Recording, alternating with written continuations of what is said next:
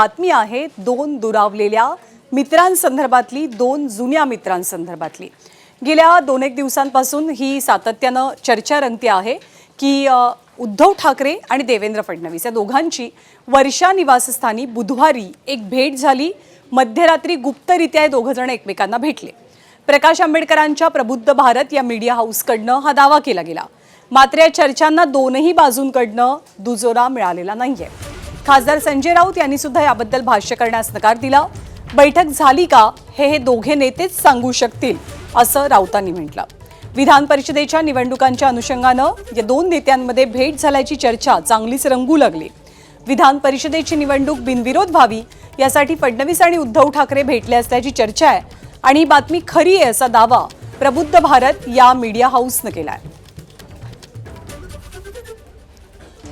आणि आज या भेटीबाबत खरंच तुम्ही दोघं जण भेटलात का मध्यरात्री 2 वाजता वर्षा निवासस्थानी, हा प्रश्न राज्याचे मुख्यमंत्री देवेंद्र फडणवीसांना विचारला असता उद्धव ठाकरेंसोबत आपली भेट झाली नसल्याचं त्यांनी स्पष्ट केलं आणि सोबतच खोट्या बातम्या पसरवणाऱ्यांना नोटीस पाठवू असंही फडणवीस म्हणतात।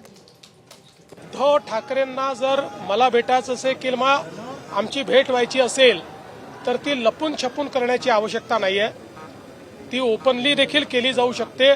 असे कुठलेच विषय आमच्यात नाहीत की जे आता लपवायची त्या ठिकाणी आवश्यकता आहे।